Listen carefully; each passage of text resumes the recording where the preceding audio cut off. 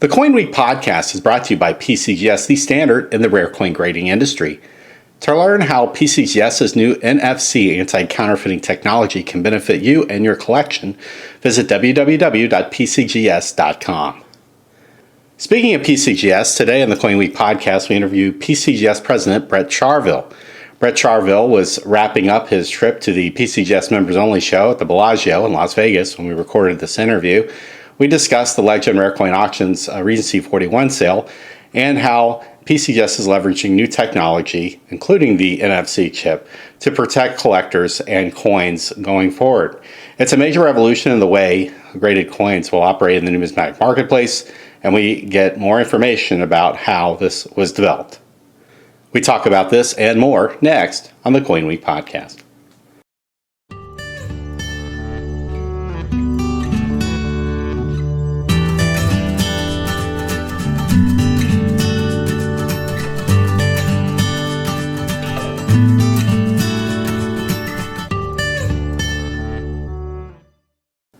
Hi, Brett. Thanks for joining me on the CoinWeek Podcast. Hey, Charles. Thanks. I really appreciate being here. I take it, judging by the time we're having this phone call, that you're just a little bit past waking up. I hear it was a well-attended show. Of course, coin conventions have been at a premium lately due to the COVID situation. Plus, of course, there was the big Legend Regency auction number 41 last night. So you must have been very busy. Yeah, so I'm here at the Bellagio for the PCGS Members Only show that just took place in conjunction with the Legend auction that had the Moreland collection, portions of the Moreland collection being sold last night. And this is our fifth Members Only show in a pretty short period of time here over the last 3 or 4 months. As you probably know, Charles, we have our normal Members Only shows, which take place all across the United States. We typically have a few a year in Las Vegas, at least one in New Orleans, and then we have a smattering around the country. We like to go to Philadelphia, San Antonio. We actually had one on the schedule originally for Phoenix for this year that ended up getting canceled because of COVID-19. So in response to everything that's happening right now, we have had these shows all take place in Vegas, all at the Bellagio. They have really great safety protocols in place. They give us just, massive room, all social distancing guidelines, people wearing masks, hand sanitizer, super soakers being, sprayed into the crowd and stuff like that. And that's great. And this is the last one that we have here until December. The first week of December, we have our final one for the year, which is actually at the new Park MGM hotel.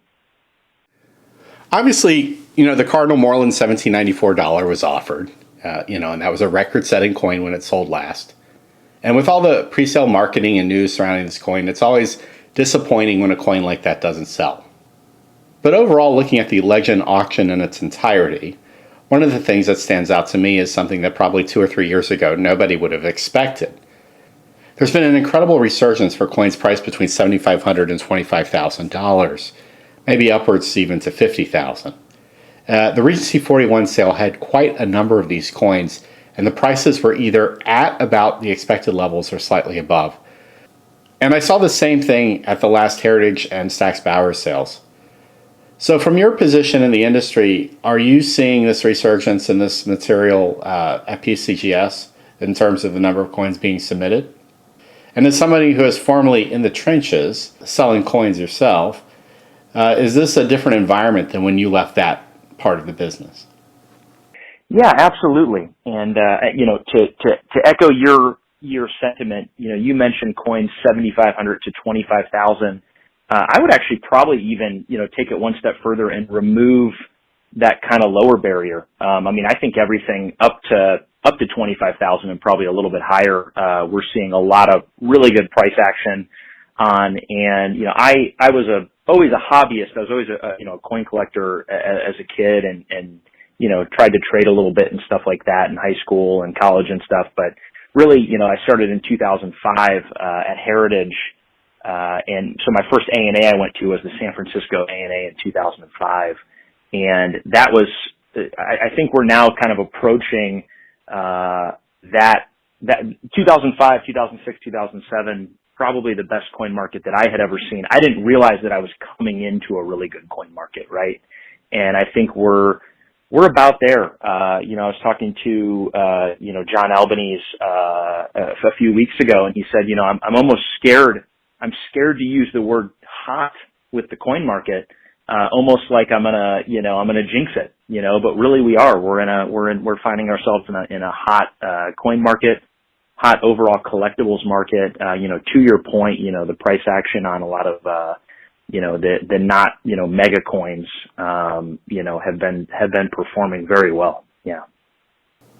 Well, I think this must reflect a resurgence in coin submissions and more interest in the hobby than we had during the last coin slump a few years ago.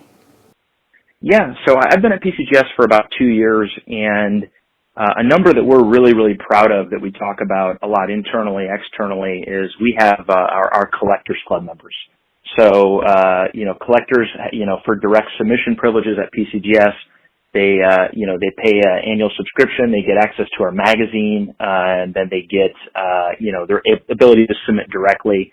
And we have, right now, over 19,000, it's approaching 20,000 Collectors Club members. And, which gets our magazine up circulating over 20,000, print magazine and stuff. I'm under the impression that our Collectors Club, the only organization actually that's bigger, in the entire numismatic industry is the ANA. And that Collectors Club number for us in the 2 years that I've been at PCGS has gone from, about 14,000 members up to about 19,000. So we're seeing, just incredible growth in direct, I hate to use the term retail, but, wholesale retail. I mean, direct, submissions from collectors that are interested in the product. They're excited, about, filling out their collection, working directly with us. And it's been really exciting to see. Yeah, absolutely. So there have been some big changes in the way threats of the hobbies have manifested over the last few years. A lot of very deceptive counterfeits have come through the pipeline. And unfortunately, these counterfeiting efforts are not only focused on coins, but on holders as well. So that must have been part of the impetus behind the research and development of PCGS's NFC equipped holders, a program that you rolled out last year for the Secure Plus level and are now using for everything. Can you explain the idea behind this technology and how the total integration of this into all PCGS holders going forward will benefit the collector? Yeah, it's really exciting, and it's, I understand that the role I'm in here as the president of PCGS, I'm at the head of a company that has done some really transformative things over the years for the hobby, and it's really exciting that this is probably really the thing that I've been able to be a part of in the 2 years I've been at PCGS that really is really a big step forward for the hobby, for the industry as a whole. And to kind of go back all the way back to 1986, PCGS was founded. I believe a year later, NGC was founded, and for about 35 years now, the grading services have really, and others have came and gone, and, there's, some lesser players and stuff like that too. And, the grading services have came and gone, and a lot of things they've done have always been in tandem. So, certified grading, PCGS and NGC were founded about a year apart from each other. Things that have happened in my lifetime that maybe you really don't think about when you're a collector or a dealer, that now in this role I think about a lot. But you think back to the pronged holder, right? The holders that now PCGS and NGC have, where you can see the edge of the coin. PCGS and NGC more or less did plus grading together. PCGS invented the set registry about 20 years ago. NGC followed, pretty soon thereafter. There's been other sort of innovations that were usually pretty neck and neck. And what's exciting about this is that this is a big step forward. And as I understand it, we're the only grading service that is, spending the money and moving in this direction. So, the way the technology works, it's very similar to, the chip or the tag that is in, pretty much every credit card, that exists in the world now. and it allows you to tap your smartphone, I think iPhone 8 or later, and then most of the more modern Android phones, you tap your phone up against the holder. It asks you if you want to open up either our app or a web page if you don't have the app downloaded, and you can instantly verify the authenticity of the coin and the coin, the holder, the slab, everything. When a collector or a dealer uses their phone to read the chip, the coins themselves aren't being tracked. So this isn't a method that could be used or is being used to track the location of a coin. This is essentially just being released as a verification tool so that the dealer or the collector can have the peace of mind that they are buying a genuine PCGS holder with a chip that matches a certain number. Yeah. So the primary two benefits of the chip that I would say are, the on the spot, you're adding a layer of 128-bit encryption to the holder. So it makes it extremely hard to counterfeit. I don't want to say impossible because, nothing's impossible. But it makes it extremely hard to then counterfeit our holder, with the chip inside of it. So if you're verifying it, if you're tapping your phone up against it and you're seeing this is what it says it is, you can really, really be confident that it's, the genuine article. The other big feature of it is simply, an improved user experience. So imagine, you're at a coin show and you want to, look up, you go to a dealer's case and you pull a coin out. You want to know, he quotes you, $2,500 for a coin. You can tap it on your phone. The PCGS app opens up. You get the CoinFacts page. You get all the information, the auction records, PCGS price guide, any other little data bits and points comparables that CoinFacts has to offer, all just pop up on your smartphone instantly. And there's a lot more that we can do with user interaction too that will hopefully get you down the line, that can kind of create a better experience, really when trading PCGS product. Yeah. And it's something that we're really not focused on is any sort of, there's no location tracking or anything like that. It's not really meant, to do anything like that on our end. So to be clear, this isn't some kind of find my coin feature. Correct. No, not at all. Well, a feature like that might be helpful for those of us like me who are absent-minded. Yeah, no, that would be maybe a couple years down the line. This is also being implemented in the new PCGS Banknote line of certified holders. So it won't just be coins that are impacted by this new technology. PCGS plans to release this on everything, including banknotes. Yeah, so PCGS Banknote, which launched at the beginning of the year in our Southern California offices, has the exact same technology in the holder as well. Originally, we rolled this out this last spring just for our Gold Shield product, which is typically higher value items that are submitted to us via more expensive service tiers like Express or Walkthrough. So now with this new chip, it includes every single product that PCGS offers, down to a $5 modern coin all the way up to a $17.94 is gonna have the chip in it moving forward. We also updated our plastic. We're down in the historically down in the lower right portion of our obverse of our plastic. There's been the PCGS logo. Now down in the lower left, there's a PCGS NFC chip logo.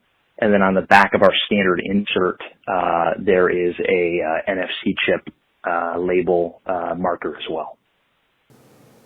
I assume it's going to take some time for collectors to get accustomed to seeing the preponderance of the new NFC embedded holders in the market.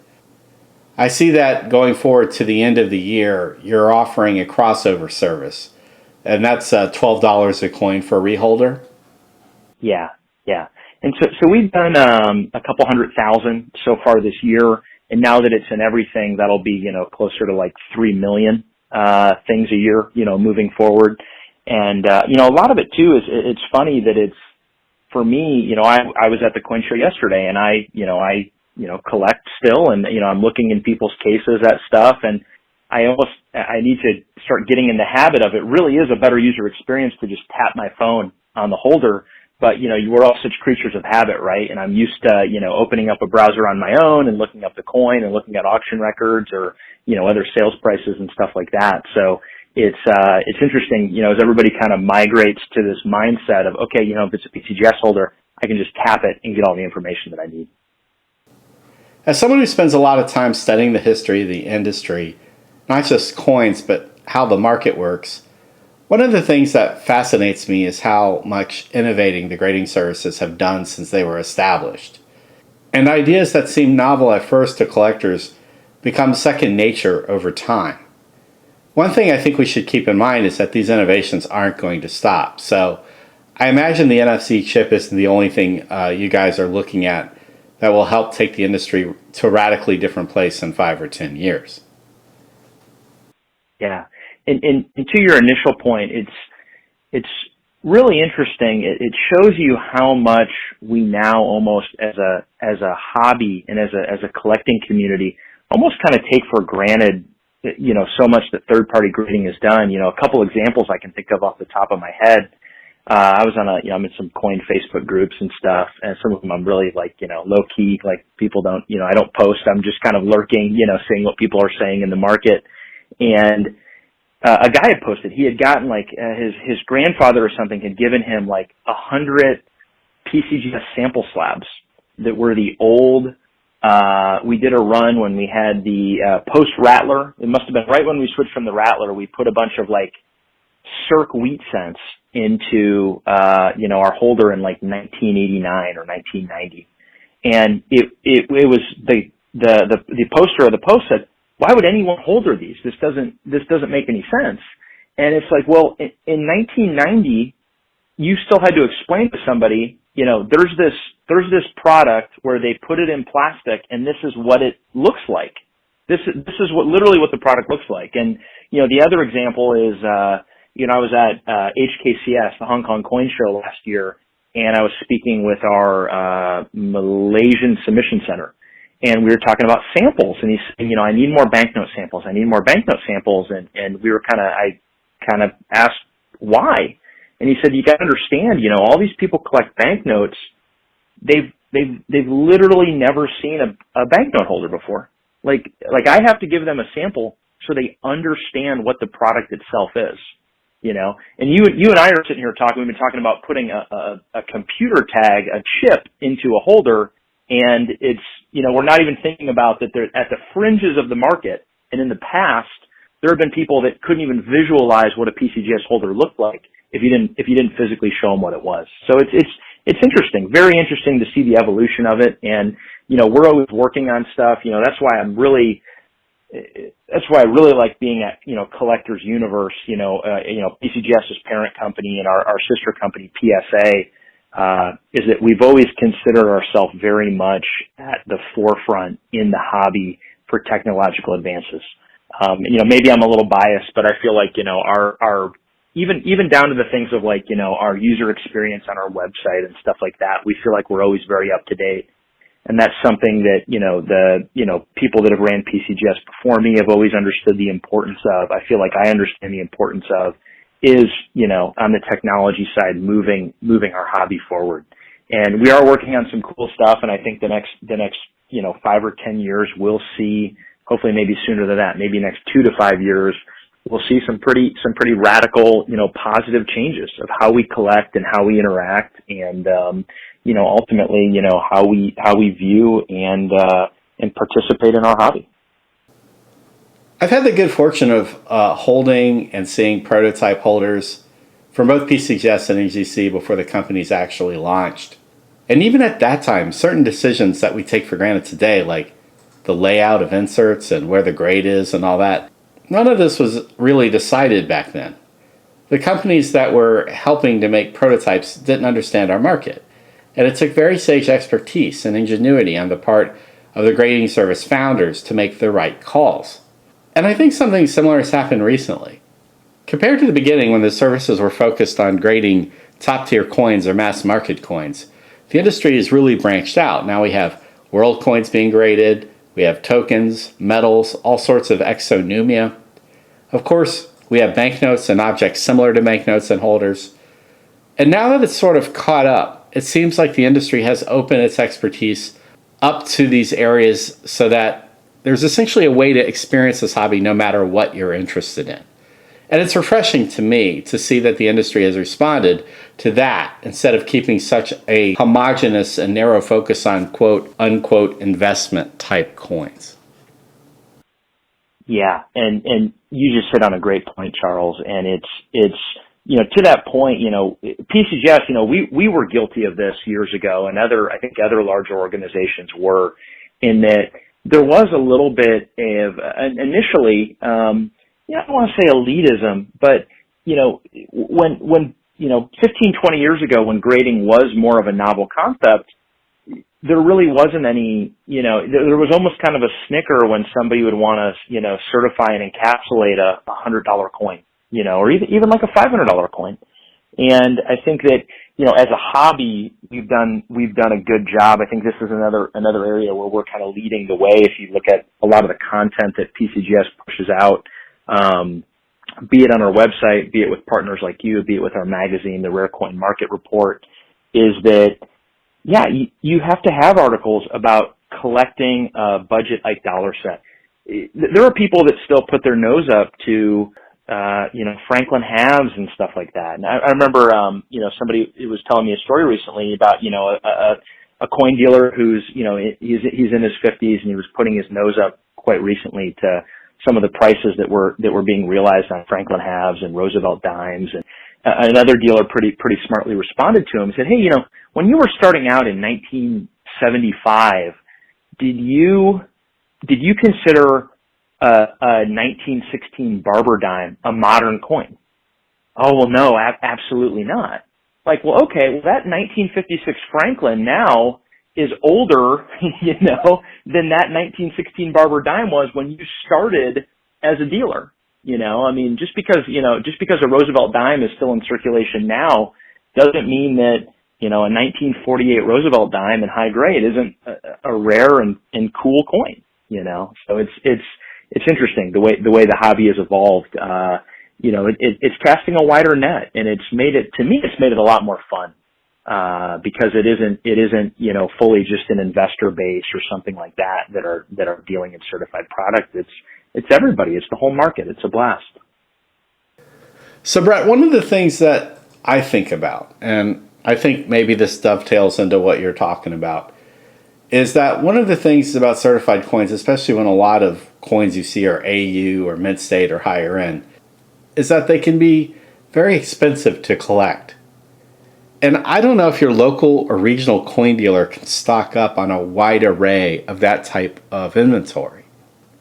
What do we need to do as an industry to make certified coins accessible at lower grades so that collectors can have that same peace of mind and confidence in the coins that they're buying at this entry level, for classic coins, which will be circulated, as opposed to how the industry is more or less set up right now, where I think it more or less caters to high-grade modern coins or high-dollar classic uncirculated AU coins?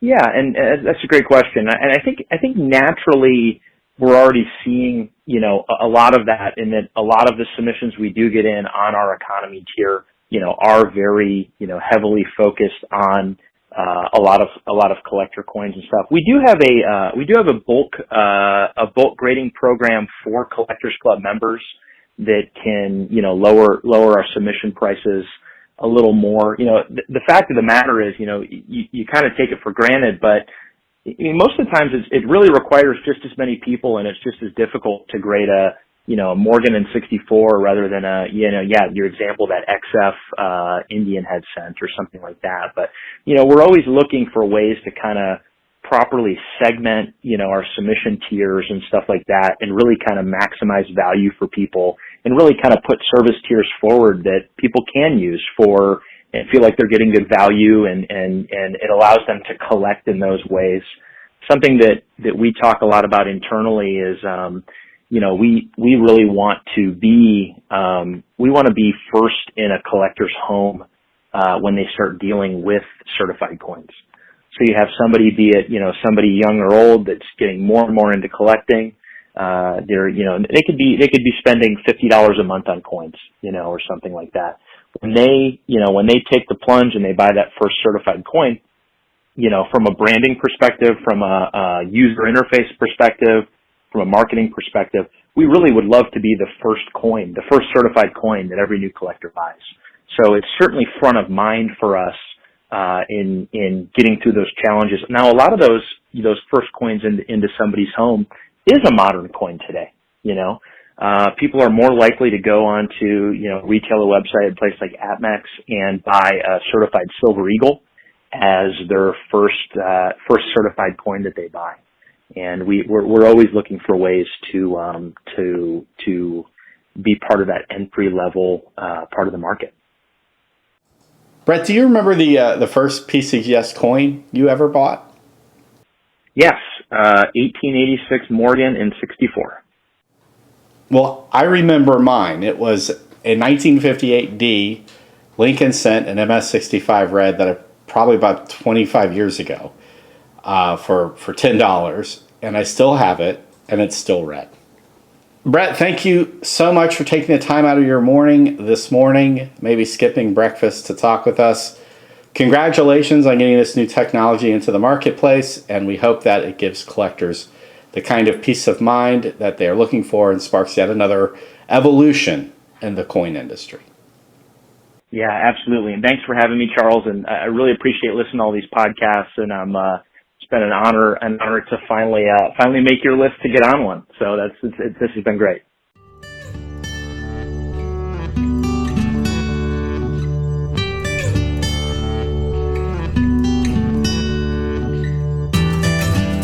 If you like this podcast, please share it with your friends.